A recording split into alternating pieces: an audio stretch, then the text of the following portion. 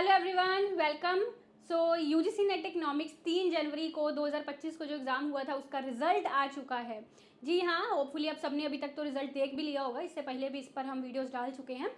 तो जैसे कि हर बार की तरह यूजीसी नेट इकोनॉमिक्स के जो काफ़ी सारे लर्नर्स हमारे बैच से हमारे क्लासेस है जिनका नेट जेआरएफ क्लियर हुआ है, रिजल्ट आने के आधे घंटे के बीच बीच में ही 100 बच्चों के कमेंट्स, मैसेजेस हर प्लेटफॉर्म पर, टेलीग्राम पर, फ़ोन कॉल्स आने लग गई कि हमारा नेट क्लियर हो गया, हमारा जीआरएफ क्लियर हो गया, या हमारा पीएचडी का जो था वो कट ऑफ वो क्लियर हो गया। देखिए, जिनका क्लियर हुआ है उनके लिए सक्सेस स्टोरीज वाली जो आपका सीरीज़ चलती है हर बार, इस बार भी चलेगी, जिससे आप सबको मदद मिलेगी, एक करेक्ट स्ट्रैटेजी पता चलेगी।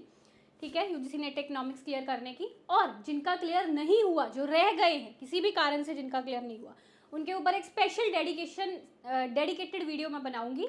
क्या क्या गलतियां उन्होंने की हैं, कैसे उनको सुधार सकते हैं, कैसे इम्प्रूव कर सकते हैं और कैसे अगली बार अपनी सक्सेस को सुनिश्चित कर सकते हैं। ठीक है जी, सो बने रहिएगा, चैनल को सब्सक्राइब जरूर कर लीजिएगा।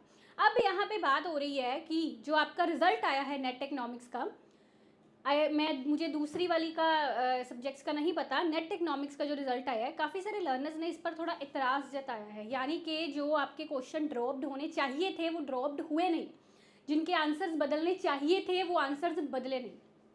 तो उनके बारे में हम आज इस क्लास में बात करने वाले हैं कि आपके जो बाकी इस पर व्यू पॉइंट्स हो गए वो भी मुझे कमेंट्स में ज़रूर बताना। ठीक है, तो जैसे ही आपका नेट इकोनॉमिक्स का प्रोविजनल आंसर कीज आई थी तो उसकी चैलेंज के लिए जो विंडो खुली थी, ओपन हुई थी, तो उसमें उसके बाद एक वीडियो बनाई थी जिसमें मैंने आपको बताया भी था कि इन क्वेश्चंस को हम चैलेंज कर सकते हैं। ज़्यादा नहीं थे, कुछ 2 क्वेश्चंस थे इकोनॉमिक्स के, एक आज पेपर 1 का होगा। तो इकोनॉमिक्स के 2 क्वेश्चंस थे जिनका श्योर था कि इनके आंसर्स बदलेंगे। ठीक है, पर उनमें से एक क्वेश्चन का आंसर तो बदल गया, पर दूसरे क्वेश्चन का आंसर बदला नहीं है। वो क्यों नहीं बदला, जबकि साफ साफ नजर आ रहा है कि बदलना चाहिए था। ठीक है, वही मैं आपको दिखाऊंगी। क्या इसके बाद अभी रिजल्ट रिवाइज हो सकते हैं, कुछ ऐसा हो सकता है, उसके बारे में भी हम बात करेंगे। तो यहाँ से आपको एप्लीकेशन डाउनलोड कर लेनी है, MS स्टडी गुरु। ठीक है, ये हमारा यूजीसी नेट इकोनॉमिक्स का जून 2025 वाला बैच स्टार्ट हो चुका है।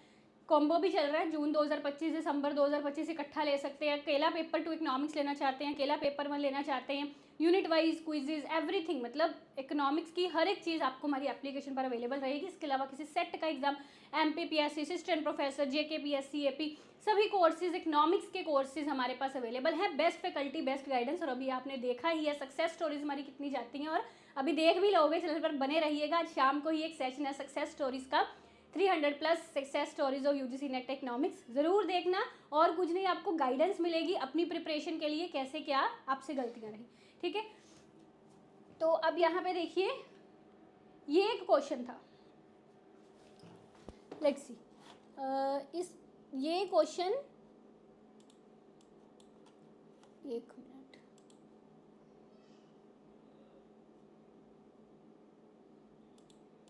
हाँ, तो ये जो क्वेश्चन था इसमें आपको इक्वेशन जीडीपी की पूछी गई थी, है ना। तो हमने डिस्कस किया था कि इस क्वेश्चन को आप ज़रूर चैलेंज करिए, बिकॉज इसका 4th ऑप्शन सही नहीं है, इसका फर्स्ट ऑप्शन जो है वो सही है। ठीक है,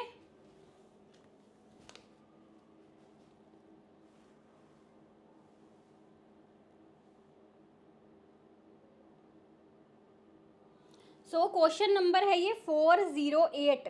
ठीक है, 408, इसका जो करेक्ट आंसर अभी फाइनल आंसर की इसमें आया है वो ये वाला आया, फर्स्ट वाला। ठीक है, तो मतलब इसका आंसर चेंज हुआ है। सभी को नंबर मिले हैं इसके, आपने अपना रिजल्ट भी देखा होगा, उसमें इसके नंबर सबको मिले हैं। ठीक है, जिसने नहीं चैलेंज किया था उसको भी इसके नंबर मिले हैं।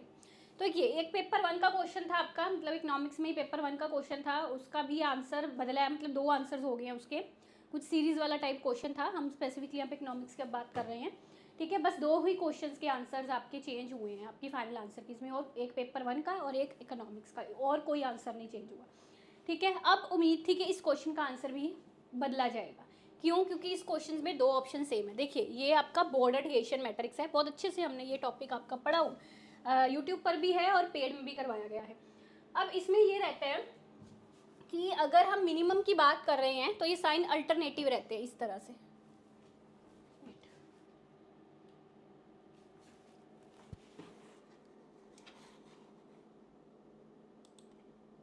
हाँ, तो अगर हम मिनिमम की बात कर रहे हैं मैक्सिमम की बात कर रहे हैं तो इस तरह से साइन रहेंगे, और मिनिमम की बात कर रहे हैं तो एक तरह, मतलब मैक्सिमम के केस में ये अल्टरनेटिव साइंस रहेंगे ना, मतलब हेशियन डिटर्मिनेंट 2 ग्रेटर देन 0, फिर हेशियन डिटर्मिनेंट ऑर्डर 3, इसका मतलब होता है ऑर्डर ग्रेटर देन 0, फिर लेस देन 0, फिर मोर देन 0, ऐसे करके अल्टरनेटिव साइंस मैक्सिमम के लिए, और मिनिमम के लिए एक ही डायरेक्शन में सारे साइन जाते हैं। बी एंड डी बिल्कुल सही जवाब है, इसमें कोई प्रॉब्लम नहीं है।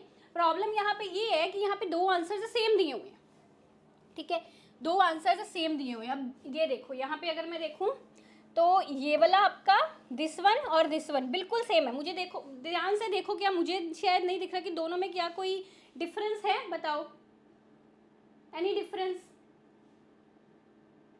ठीक है, कि ये तो था ही नहीं मैक्सिमम का ये वाला रूल, ये भी मैक्सिमम का रूल नहीं है क्योंकि स्टार्टिंग में ये वाला साइन इस तरफ जाता है आपका, ठीक है।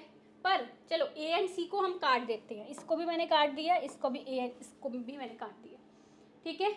अब ये डी वाला तो इसका सही है, बिकॉज देखो उसने क्या लिखा है इसमें, ध्यान से मैं एक एक चीज़ देखती हूँ कि कहीं गलती तो नहीं, पर दोनों सेम जा रहे हैं सच में।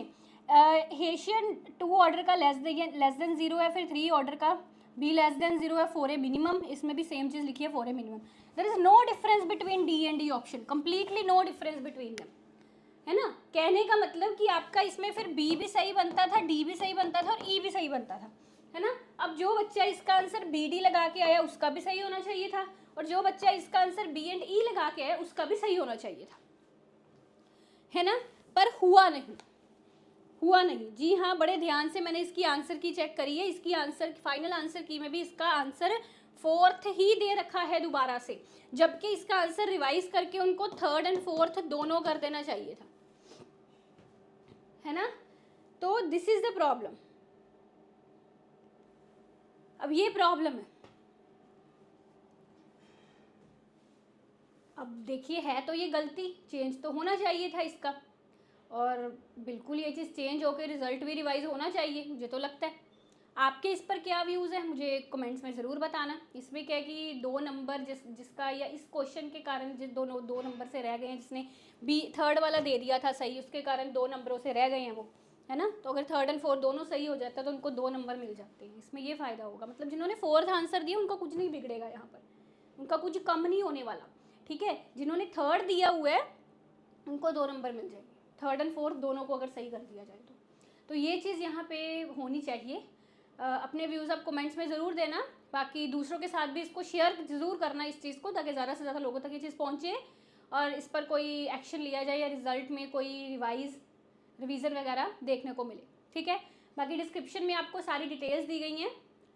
Thank you so much for watching.